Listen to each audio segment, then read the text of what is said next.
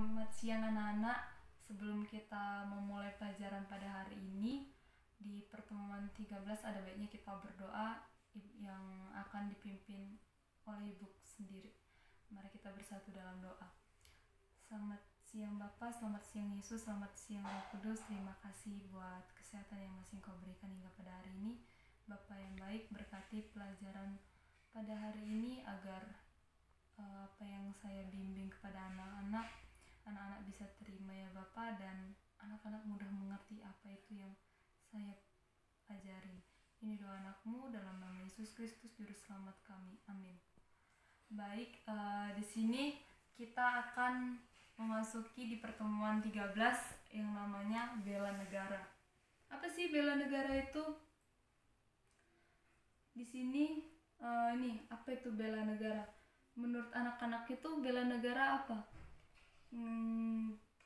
Kalau misalnya bela negara itu nggak tahu. Bela negara itu seperti kita itu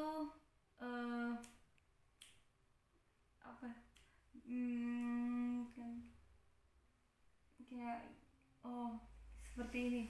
Kalau di sini yang saya ibu tahu, bela negara itu adalah tekad, sikap, dan tindakan warga negara yang teratur, menyeluruh, terpadu, dan berlanjut yang dilandasi oleh kecintaan. Berarti di mana kita itu mencintai produk Indonesia, seperti itu, kayak kita itu lebih sayang kepada negara kita sendiri. Itu bela negara. Jadi di sini juga kesadaran berbangsa dan bernegara Indonesia serta keyakinan akan kesaktian Pancasila sebagai ideologi negara dan kerelaan untuk berkorban guna meniadakan setiap ancaman baik dari luar negeri maupun dari dalam negeri yang membahayakan kemerdekaan dan kedaulatan negara, kesatuan dan persatuan bangsa, keutuhan wilayah, yurisdiksi nasional, serta nilai-nilai Pancasila dan Undang-Undang Dasar 1945. Di sini ada unsur dasar negara, bela negara. Unsur dasar bela negara itu ada 4 di sini. Yang pertama cinta tanah air, yang kedua kesadaran berbangsa dan bernegara, ketiga yakin akan Pancasila sebagai ideologi negara, dan terakhir rela berkorban untuk bangsa dan negara. Apa sih fungsi dan tujuan bela negara itu? Tujuannya itu yang pertama mempertahankan kelangsungan hidup bangsa dan negara. Yang kedua melestarikan budaya. Yang ketiga menjalankan nilai-nilai Pancasila dan Undang-Undang Dasar 1945.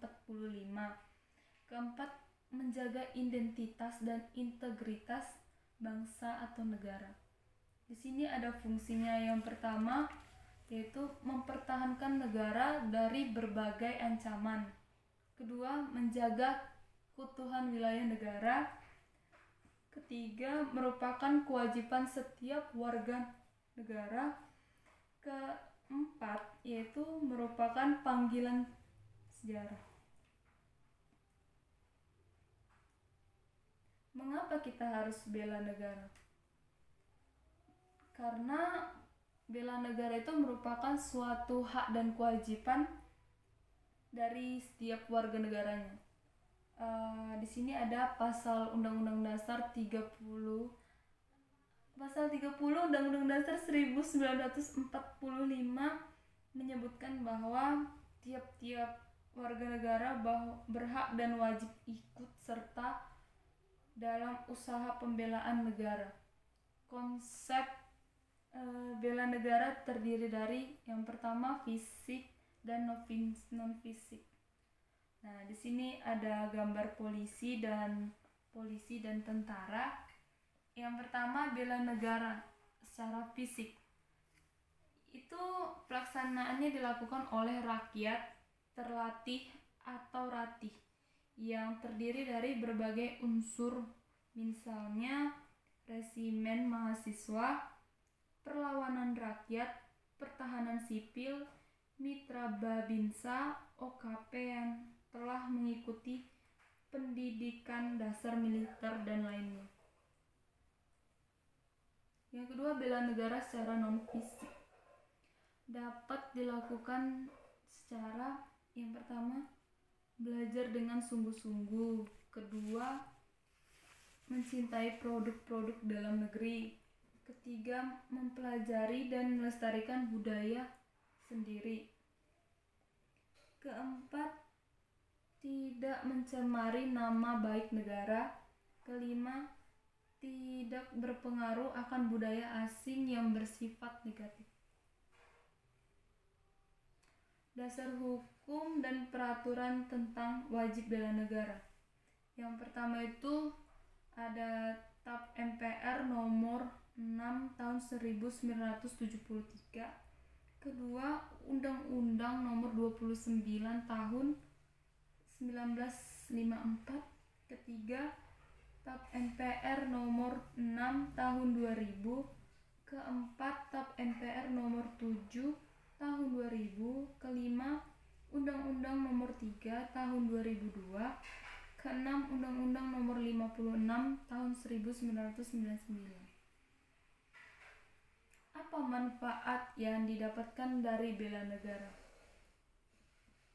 Manfaatnya yang pertama, membentuk sikap disiplin waktu, aktivitas, dan pengaturan kegiatan lain.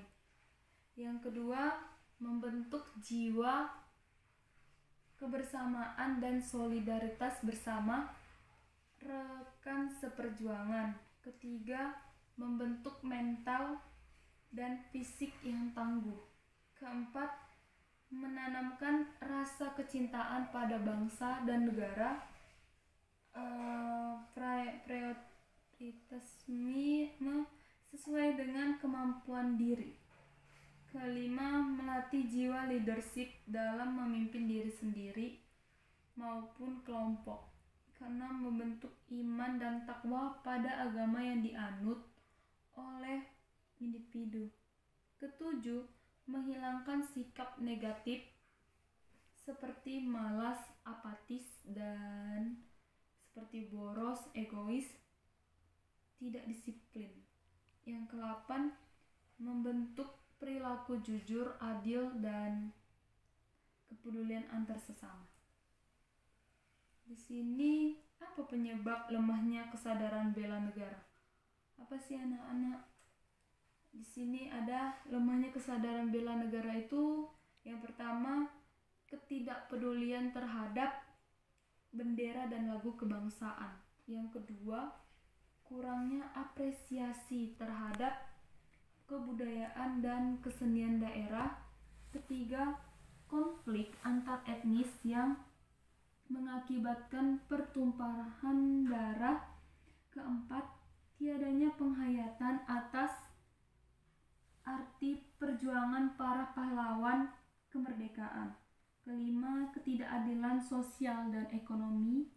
Keenam, kurang tanggapnya pemerintah baik di pusat maupun daerah.